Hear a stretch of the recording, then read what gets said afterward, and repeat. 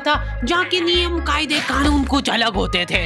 इस जेल के कैदी डेली अपने घर से बस्ता टांग के यहाँ पे आते हैं दिहाड़ी करने। कई माँ बाप उनके बच्चों को खुद इस जेल में फेंक के जाते हैं ताकि उनका बच्चा जिंदगी में एक सक्सेसफुल दिहाड़ बन सके। दरिंदे रोक दे बच्चा। मैं अपनी दिहाड़ी करने वैन से जाता था। हमारी वैन वाले ड्राइवर का नाम था भैया जी और उसकी वैन का नाम था मैजिक, जिसका हर दूसरे दिन टायर पंचर हो जाता था।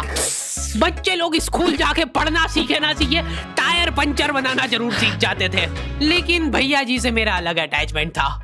उनसे मेरे को दिल से नफरत थी। ये आदमी सुबह 5 बजे आके मेरे घर के सामने हॉर्न बजाता था। अरे भैयू, ओए भैयू, जल्दी से तैयार हो जा बेटा, 5 मिनट में निकलना है फटाफट। 9 बजे का स्कूल है यार हमारा।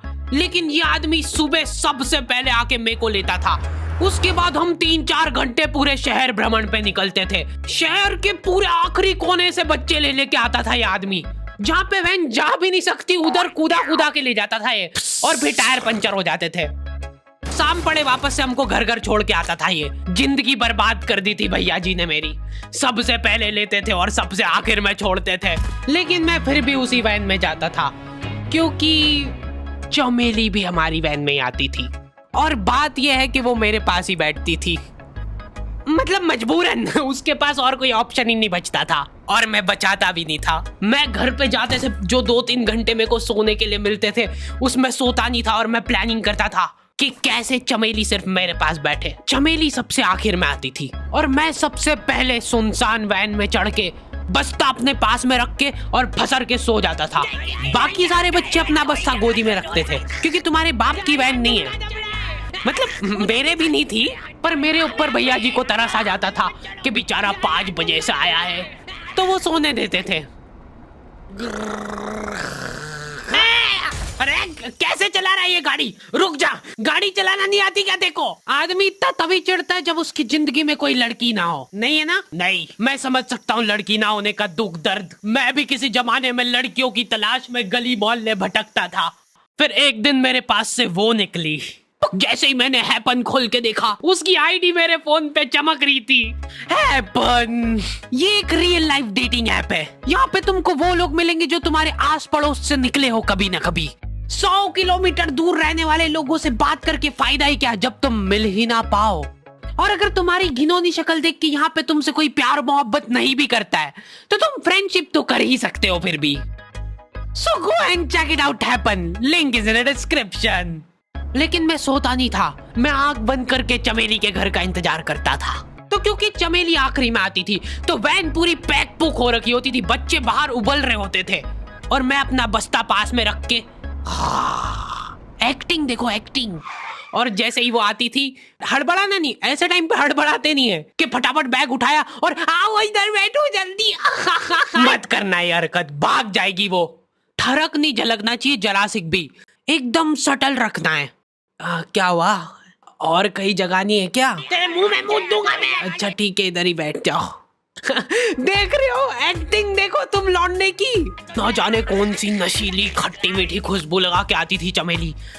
आज तक उसकी खुशबू है मेरी नाक में। मैं वो खुशबू का पूरा मजा ले ही रहा होता हूँ, इतने में एकदम भभका बास आती है जनेका से। जैसे ही मैं बाहर झांकता हूँ, मरा हुआ कुत्ता पड़ा है वहाँ पे। एक काली कार सूख करके निकली और मेरे बच्चे को मार दिया। कैसे करके निकली? शूक। ऐसे नहीं निकली थी, मैं यहीं पे खड़ा था, वो कार आई थी और जैसे ही वो बच्चा नीचे आया तब वो खड़ा, वो बच्चा चिल्लाया और फिर कार करके भाग गई। उधर कुछ बच्चे ऑटो रिक्शा से भी आते थे स्कूल। ऐसा लगता था कि पूरे स्कूल के बच्चे इस एक ऑटो रिक्शा में ठूस ठूस के ले जाता है वो। ये ऑटो वाले और भैया जी दोस्त थे और अब ये बीच सड़क पे रेसिंग लगवा रहे। इनकी गाड़ियां उबला रही है बच्चों से, फिर भी नहीं मान रहे ये लोग। नहीं जीतूंगा। स्कूल जाके वो पीछे मुलट के देख रहा है तो एक बच्चा नहीं बचा उसके ऑटो रिक्शा में। हमारे भैया जी बेचारे पीछे से उनके गिरे हुए बच्चों को उठा उठा के ला रहे थे। ये सब हरकतें करके हम लोग जैसे तैसे कैद खाना पहुंच जाते हैं। सुबह 5 बजे से निकलने के बावजूद हम लोग लेट पहुंच रहे हैं। वहाँ पे पहुंच के हमने देखा कि 4 लौंडे मरे हुए पड़े हैं। जिनको डॉन ने मारा है। डॉन हमारे स्कूल की इंचार्ज थी। डॉन का कद छोटा था और पेट मोटा था, और आश्चर्य की बात यह है कि समय के साथ उसकी हाइट कम हो रही थी। मतलब बड़े नहीं बड़े वो चलता है एक बार को, पर इसकी कम हो रही थी। डॉन बहुत स्ट्रगल करके कार से स्कूल आती थी खड़े होके, क्योंकि बैठ जाए तो उसको सामने की सड़क नहीं दिखती थी। वो अलग बात है, खड़े होके भी पूरा नहीं दिखता था। हर रोज 2-4 कुत्ते कुचलते हुए आती थी वो। फिर मेरे को समझ आया कि रास्ते में जो कुत्ते दिखे थे वो डॉन इस कैद खाने में छत पे बैठी रहती थी स्नाइपर लेके। कोई भी कैदी कुछ गलत गतिविधि करता हुआ दिखता था तो वहीं पे, मैडम इनकी लाश का क्या करना है? अरे ये तो आपको पता ही है। कहाँ रह गए थे यार झमू दीदी? फटाफट ये खून वून साफ करो। झमू दीदी बुलेट से स्कूल आते थे और ये अफवाह फैली हुई थी पूरे स्कूल में कि उनके घर पे मर्सिडीज भी है। लेकिन झमू दीदी हम्बल रहना पसंद करते हैं। ऐसा कहा जाता था कि ये स्कूल ऑन पेपर झमू दीदी के नाम पे ही है, पर वो हम्बल रहने के लिए यहाँ पे झाड़ू पोछा लगाती है। वैसे मैडम इन्होंने करा क्या था? गैर कानूनी पेन फाइट का सट्टा खेलते थे ये लोग क्लास में। उससे मेरे को प्रॉब्लम नहीं है, मेरे को क्यों नहीं? हाँ, हमारी क्लास में पेन फाइट का सट्टा चलता था। हमारे इधर जो लौंडा पेन फाइट में जीतता था, सामने वाले का पेन उसका हो जाता था। कुछ बच्चे अपना सब कुछ दांव पे लगा देते थे और कर्जे में डूब जाते थे। फिर भी वो लोग हार नहीं मानते थे और अपने दोस्त से पेन उधार लेके खेलते थे और वापस हार जाते थे। तो अब क्लास में कुछ बच्चों के पास पोटला भर के पेन पड़ा है और कुछ बच्चों के पास पेन ही नहीं है। पेन इस कैद खाने की करेंसी थी। जिसके पास जितने महंगे पेन वो उतना रईस। यहाँ पे ब्लैक में पेन इधर उधर होते थे। नॉर्मल लोगों के पास होते थे 5 रुपए वाले जीफी जेल, जो कि तुम एक पन्ने पे लिखोगे तो पीछे 10 पन्ने तक छप जाएगा। और उनसे भी गए बीते लोग होते थे जो 3 रुपए वाला यूज एंड थ्रो लेके आते थे और उससे भी उनकी अच्छी राइटिंग आ जाती थी। बहुत चिढ़ मचती थी यार मेरे को उनसे। और कुछ चुनिंदा रईस लोग होते थे जिनके पास होता था ट्राईमैक्स। हर बच्चे का सपना होता था कि उसके पास एक ट्राईमैक्स हो, साथ में आसपास 2-4 लड़कियां हो। मेरे को प्लीज मेरे को यहाँ पे ऑटोग्राफ दे दो। ये लो ट्राईमैक्स किंग के। ये ट्राईमैक्स क्या बात कर रही है? सही में एकदम रईस लोग ही अफोर्ड कर पाते थे ट्राईमैक्स। वो बाबड़े भी एक एक अक्षर लिख के रिफिल खोल के देखते थे। खाली हो रही है तो एक बार एक रईस बच्चे का ट्राईमैक्स चोरी हो गया। पूरे स्कूल में हाहू मच गई थी। वो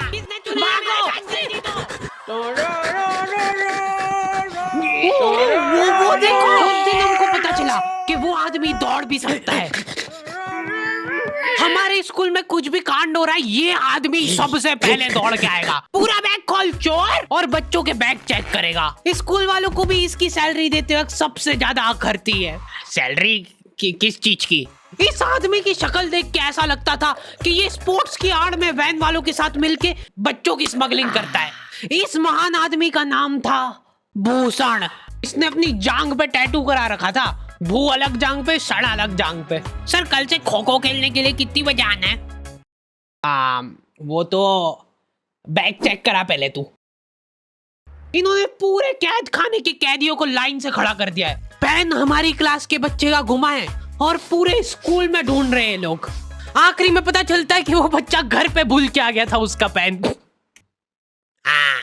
सॉरी बेटा, एक फेड में मुंह देगा। ऐसे तो नमूने बच्चे थे हमारे स्कूल में, और टीचर लोग उनसे भी गए बीते थे। हमारे स्कूल में टीचरों को उनके नाम से कोई जानता ही नहीं है। बच्चों ने उनकी हरकतों के अनुसार टीचरों के नाम रखे हुए। हमारे इंग्लिश वाले टीचर का नाम था छोटा भीम। इससे चिड़चिड़ा आदमी मैंने आज तक नहीं देखा। छोटा भीम की हॉबी थी लड़कों को कूटना। उस बेचारे की हाइट छोटी थी तो बच्चे के मुंह तक उसका हाथ ही नहीं पहुंचता था। बेचारा उचक उचक के मारता था, फिर भी कमर तक ही हाथ पहुंच पाता था उसका। एक पॉइंट पे मेरे को ऐसा लगने लग गया था कि उसको सैलरी लड़कों को कूटने की मिल रही है। कभी किसी बच्चे को बहुत ज्यादा मार दिया, घायल हो गया वो बेचारा, ये लो आपका एक्स्ट्रा बोनस। होमवर्क तुम्हारा बाप करेगा क्या? सर मेरे पापा मर गए, तू भी मर जा। ये लो। अरे वाह, नहीं चल रही, सांस तो नहीं चल रही है। हाँ कंफर्म कंफर्म मर चुका है ये। ओह ये लो आपका प्रमोशन हो गया है। लड़कियों से उसका अलग अटैचमेंट था। कौन सा परफ्यूम लगा के आई हो? सर थोड़ा थोड़ा दूर रहो। अरे मैं कुछ कर थोड़ी ना। भोली सी सूरत और आंखों में ठरक लेके स्कूल आ जाता था ये daily. So this means that he will jump over it and then he started ये आदमी इंग्लिश को इंग्लिश में ही ट्रांसलेट करके चल जाता था हमारी नंगी आंखों के सामने। इधर वॉशरूम में मौत का नंगा नाच मचा रखा था लॉन्डो ने। 4 लॉन्डे दिन दिन भर वॉशरूम में जाके खड़े हैं, कुछ भी नहीं कर रहे वो लोग वहां जाके। उनको बस मन की शांति मिलती है वहां जाके। अगले दिन उन चारों ने प्लानिंग करी कुछ तो प्रोडक्टिव करते यार वहां जाके। अगले दिन वो सब पानी की बोतल लेके गए। अब वो पानी पी पी के हाथों हाथ मूत रहे हैं। और ये टीचर लोगों को प्रॉब्लम क्या है, बच्चे अगर वॉशरूम जा रहे हैं तो एक गया है तो अभी दूसरा नहीं जा सकता है। क्यों? तुम्हारे घर की लेटरिन थोड़ी ना है वो कि एक टाइम पे एक जना यूज कर सकता है। मान लो वो 2 जने अगर वॉशरूम में मिल गए तो वो क्या कर लेंगे ज्यादा से ज्यादा? भाई यहाँ का बल्ब निकाल लेते हैं ना। हाँ निकाल लो, फीस भरी है अपन ने। लॉन्डो को ऐसा लग रहा है कि इन्होंने फीस भर के पूरा स्कूल खरीद लिया है। 10 लॉन्डे कॉरिडोर में छाती चौड़ी करके चल रहे हैं प्रिंसिपल के सामने। प्रिंसिपल को इग्नोर कर रहे हैं ये लोग। इनको ऐसा लग रहा है कि इन्होंने फीस भर दी है तो प्रिंसिपल इनके पैर पड़ेगी। उनमें से आधों ने फीस भरी भी नहीं है। हमारा स्कूल बिल्कुल सेफ नहीं था। हमारे वॉशरूम में चोरियां हो जाती थी यार। बल्ब चोरी करने के बाद सब लोग अंधेरे में मूत रहे एक दूसरे के जूते पे। उधर उधर कर। उसके बाद पूरे वॉशरूम में कुछ दिख नहीं रहा है चोरी करने का। तो ये लोग हाँ नल उखाड़ के ले गए। नल कौन ले जाता है? कभी वो मछली वाले साबुन चोरी हो जाते थे, कभी ये फिनाइल की सफेद गोली को माउथ फ्रेशनर समझ के खा जाते थे। भाई भाई इसको चबा मत, इसको चूस, ज्यादा देर तक चलेगी ऐसे। ठंडक हो रही भाई, ठंडक।